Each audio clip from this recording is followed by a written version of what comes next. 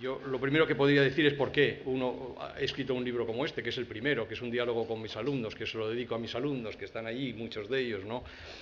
A algunos de otros cursos pasados y otros de estos. ¿Por qué se lo he dedicado a ellos? Bueno, porque lo están pasando mal, ¿no? Lo están pasando mal. Y como lo están pasando mal, me pareció conveniente decir, bueno, pues no estáis solos, vuestros profesores lo saben.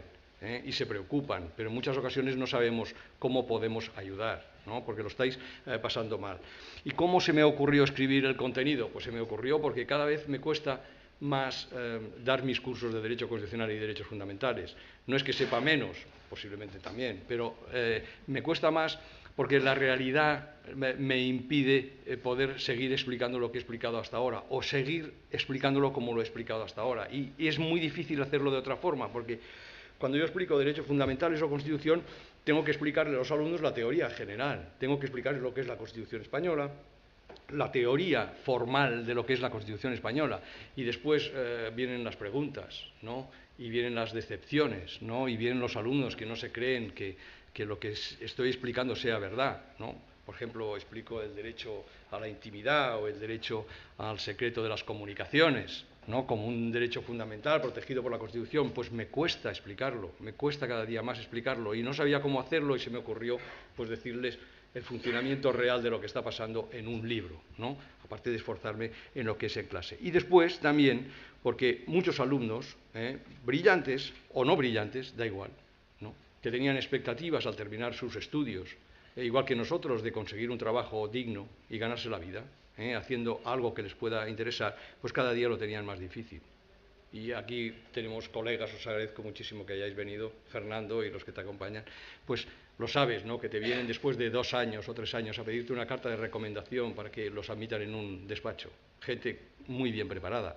Eso duele, ¿no? Y por lo tanto se me ocurrió escribir este libro dedicado a ellos, diciéndoles el qué, diciéndoles lo que estaba pasando realmente, ¿no? Y que no, lo que estaba pasando es algo que pasará. Está pasando, pero pasará. Y por lo tanto solamente se tienen que tener una serie de actitudes y cambiar un poco la mentalidad del progreso que teníamos hasta ahora. Después, también un libro no se puede escribir de la nada, nada se escribe de la nada. Ángel, un fuerte abrazo y bienvenido. Nada se escribe de la nada, todo se escribe a partir de algo. Te lo digo, Ángel, porque ahora iba a hacer referencia. Entonces, claro, ¿de dónde he partido para escribirlo? Y lo digo muy claramente. Yo he partido de 3 libros de Cebrián. 3 libros de Cebrián que están citados y recomendados a nuestros alumnos. 3 libros que son más seguidos en el ámbito universitario, más conocidos en el ámbito universitario de lo que el propio autor puede pensarse, ¿de acuerdo? Que además son libros más leídos que citados, ¿de acuerdo? Y que los tenemos todos como referencia. Y son libros, el primero de ellos se llama la democracia, el fundamentalismo democrático y la red. Son los 2 libros que me han servido de base a lo que ahora estoy o voy a deciros en esta breve intervención. Son 2 libros, junto también con otro que analiza lo que es el momento presente desde hace bastante tiempo y dan idea de lo que está pasando hasta ahora. Si he citado esto, y a partir de estos 2 libros construí el mío, y así queda reflejado en ello. A partir fundamentalmente de estos 2 libros, hablando de lo que es la actualidad. Y después también veremos de la relación, amistad y conocimiento con los jueces y con los juristas. Pero también he tenido en cuenta, y ha sido fundamental para el libro, pues, y lo estaba diciendo antes, pues lo aprendido en las lecciones y en la escritura del profesor Ángel Gabilondo, o del maestro que está aquí presente, Carlos de Cabo, un maestro de referencia para todos nosotros, o de los profesores de la universidad que aquí estáis presentes también, ¿no? A todos hemos hablado y hemos discutido sobre estos contenidos. En el último apartado ha sido imprescindible contar con las aportaciones de los jueces. Jueces que he conocido a través de Matilde, de mi mujer, que tenemos amistad desde hace muchísimos años, que hemos hablado y que he conocido una profesión. Porque en eso creo yo que consiste el juez. El juez es una profesión, se adiestra para aplicar las leyes. ¿no? Las leyes que elaboran los poderes legislativos, ¿no? Pero esto es el juez. Y he visto profesionales, como pueden ser los médicos o los arquitectos, que intentan hacer su labor lo mejor que pueden, ¿no? Y que se preocupan por hacerla bien, ¿no? Y he respetado la labor, la profesión de juez, ¿no? A partir de este conocimiento. Después, en las oposiciones también, junto con Carlos Granados, sobre todo presidente del tribunal, ¿no? Rafa Mozos, miembro del Consejo General de Poder Judicial, de las cosas buenas que hacen los poderes, de vez en cuando aciertan, Rafa, y te han hecho miembro del Consejo General de Poder Judicial. Pues en las oposiciones hemos hablado mucho, ¿no? Y hemos conversado con los temas, y también he visto preocupación. Y es un placer, me sonrojo con las palabras de mi catedrático. Bueno, es cierto, y lo que tengo ahora se lo debo también a mis excelentes profesores en la universidad. Es para mí un orgullo ser de la Autónoma. Pero en todo caso, quería decir también, Antonio, acabo de leer el libro y quería decirte que se parece extraordinariamente a los apuntes que tengo de tu asignatura, lo cual para mí es todavía un enlace más emocional todavía con este libro, así que estoy encantadísima de poder estar aquí presentándolo. En fin, como ha dicho Antonio, pues yo soy de la segunda promoción de Derecho y Ciencias Políticas de la Universidad Autónoma de Madrid. Empezamos en 2001 y acabamos en 2006. Esto me da cierto margen ya para poder evaluar hacia dónde va mi vida, hacia dónde creía que iba mi vida entonces. Y, en fin, he acabado, como decía Antonio, en la Unión Europea. En fin, dicho este breve currículum, sobre el libro puedo decir, aparte de que es un placer leerlo por lo que acabo de contarles, no es justo, es un buen título, y es también una frase que está en la boca y en los corazones de millones de españoles y sobre todo de millones de jóvenes en nuestro país y en muchos otros, pero particularmente y más drásticamente en nuestro país. Parece que la supremacía del interés general y de los derechos y del bienestar de la ciudadanía, que nos enseñaban Antonio y Matilde en su momento, junto con otros muchos profesores, están hoy en día cuestionados. No podemos decir que los ideales a los que creíamos aspirar entonces se estén aplicando en la España de hoy. Cuando yo empecé en la universidad, y mis compañeros también, nuestro futuro no podía parecer más optimista. Éramos de los pocos alumnos que entraban a una doble licenciatura, porque entonces no existían. Talentos de toda España, desde el norte hasta el sur, venían a estudiar a la Autónoma de Madrid. Eran 2 carreras. Íbamos a estar más formados y mejor formados que nadie en España. El Erasmus era una posibilidad ya generalizada. Todo el mundo se iba a Erasmus, no había restricciones de ningún tipo.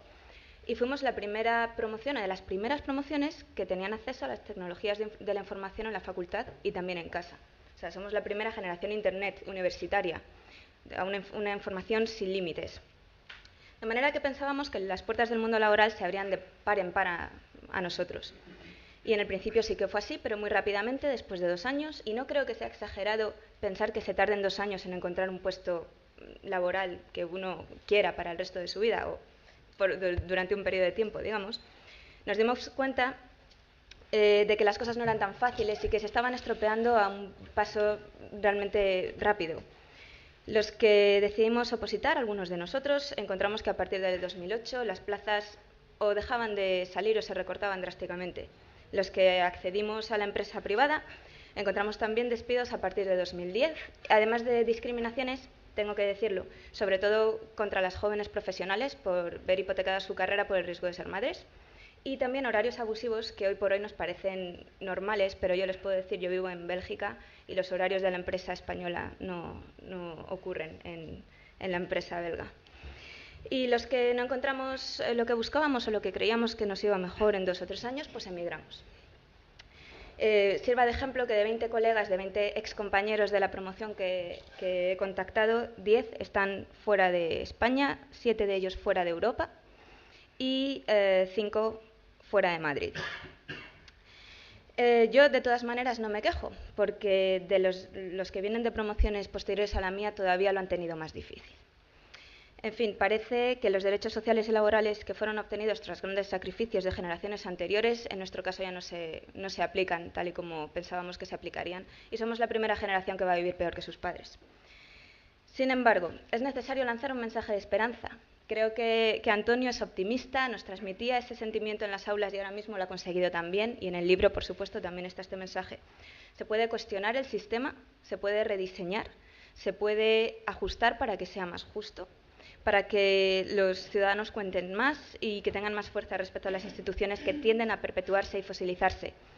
A mí me costó mucho salir de España, pero conservo la esperanza no solo de volver, sino de volver con el bagaje que estoy obteniendo en Europa y de devolver la inversión que ha hecho la sociedad en mí, en tiempo y en dinero. El libro de Antonio tiene la virtud de que despierta conciencias y, sobre todo en la juventud, de que el cambio es posible y que es necesario. Y yo creo en el potencial de la juventud y de las siguientes generaciones. Es necesario que no caigamos en el miedo paralizador que nos impida afrontar el problema. No podemos negar que existe y no debemos tampoco caer en el pesimismo que algunos también propugnan. Como profesional joven en un entorno internacional, puedo dar las gracias no solamente por estar aquí, sino también por el libro, porque creo que es necesario, porque creo que Antonio tiene un estilo y una pedagogía especiales y porque pone al alcance de la mano de todos los ciudadanos la filosofía política y jurídica que nos enseñaba en las aulas y un mensaje claro y contundente en la línea que apreciábamos entonces y que ahora aprecio aún más. En primer lugar, el libro de Antonio en cierta medida es una provocación a partir del título y trata de ser una provocación y tiene como tal provocación muchas interrogantes, algunas respuestas, pero sobre todo plantea muchas cuestiones con las que yo estoy fundamentalmente de acuerdo, pero que nos obligan a una reflexión un poco mayor sobre las respuestas, ¿no?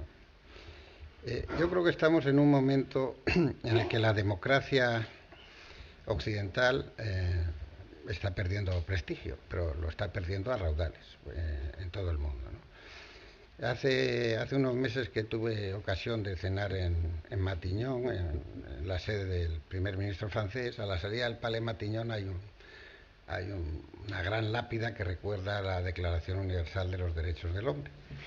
Y estaba yo con alguien conocido de la política europea y nos preguntábamos cuán universal es esta declaración en realidad. Dentro de 15 años, 10 años, la primera economía del mundo no va a ser democrática. Asia en su conjunto es una región que no es democrática, que no, incluso si es formalmente democrática en algunos casos como la India, no ha incorporado los valores culturales y la tradición humanística de la Ilustración y está en otra historia que mucha gente considera que es más efectiva que la democracia. Es decir, que cuando llega la crisis financiera mundial, de repente resulta que son los tigres asiáticos y es China quien efectivamente da una respuesta rápida que satisface a la población, naturalmente en un sistema que no respeta las libertades individuales ni los derechos humanos, pero que parte de una cultura que no cree en los derechos individuales y las libertades individuales, sino cree en los derechos colectivos y en una historia confuciana en la que en realidad es el colectivo lo que importa y a cada cual le toca lo que le toca y tiene que ser feliz y desarrollar su identidad o su individualidad de acuerdo con el puesto que le ha tocado jugar en la sociedad. Entonces es evidente que estamos ante una crisis de la democracia occidental y de los valores que ha representado, y coincide, y esto lo explica muy bien Antonio en el libro, con la crisis del Estado-Nación. Una crisis evidentísima si analizamos lo que ha pasado en la crisis financiera internacional, que a su vez viene impulsada por las nuevas tecnologías. En realidad lo que sucede es que las nuevas tecnologías han liquidado cualquier control de la circulación fiduciaria o de la emisión de moneda o de cualquier control que uno pueda imaginar sobre el mundo de las finanzas, y el poder de las finanzas viene precisamente del hecho de que no están sometidos a controles. Luego se inventó la teoría de la autorregulación y de los mercados, etcétera. Desde Adam Smith sabemos que los mercados, el propio Adam Smith insistía repetidas veces en ello, tienen que estar regulados y que los mercados no se regulan a sí mismos. Es decir, el fundador del capitalismo, ya es que, entre otras cosas, era aduanero y profesor de filosofía moral, sabía que esto era así, ¿no? Entonces creo que estamos en un momento clave de cambio de civilización. En lo que se refiere al sector que yo conozco un poco más, que es el sector de los medios y la industria cultural o los libros, etcétera, yo insisto siempre, lo insistí ya en el libro de la red, que es un libro que escribí yo, pero que no Yo lo redacté, yo lo escribí, pero fue fruto de un trabajo de equipo del Club de Roma con muchos expertos que durante meses estuvieron estudiando, hace ya más de 15 años, la influencia de Internet. Pues se ponía de relieve lo que está sucediendo, y es que Internet y las nuevas tecnologías suponen un cambio de civilización superior a lo que supuso la imprenta en la civilización europea y en la del Nuevo Mundo. Y yo siempre pongo el ejemplo, es decir, gracias a la imprenta se pudo interpretar libremente la Biblia, porque hasta entonces las Biblias no las tenían la gente, las tenían los monjes y las reproducían en los monasterios, y ellos eran los que efectivamente la interpretaban y explicaban lo que la Biblia quería decir. A partir de la interpretación de la Biblia vinieron las guerras de religión, etcétera, etcétera, y todo lo que sabemos. Con la diferencia de que la evolución o el cambio de la nueva civilización es mucho más rápido con las nuevas tecnologías que lo fue con la imprenta o con la invención de la máquina de vapor o con el ejemplo que queramos poner. Por lo tanto, estamos ante una situación para la que el sistema no tiene respuestas, o las respuestas que tiene son pobres o limitadas. Y si venimos a España, estamos en una situación en donde al cambio tecnológico y de civilización se suma el impacto de la crisis financiera y el estallido de la burbuja inmobiliaria y bancaria, lo que acaba generando no solo las pérdidas de empleo, etcétera y tal, que conocemos, sino un descubrimiento que no sé por qué nos deja atónitos, de una corrupción generalizada, en la que todavía hoy escuchaba a periodistas importantes y a representantes políticos que hay que distinguir que siempre hay ovejas negras en el rebaño, y que esto no es un problema que los políticos sean corruptos, sino de que hay políticos corruptos o sindicalistas corruptos o curas corruptos o lo que sea. Cuando yo creo que la corrupción es literalmente sistémica, es decir, que es el sistema el que produce la corrupción y no los corruptos los que están corrompiendo el sistema. Y por lo tanto, o cambiamos el sistema, o por más que endurezcamos las penas en el Código Penal, la corrupción seguirá ahí.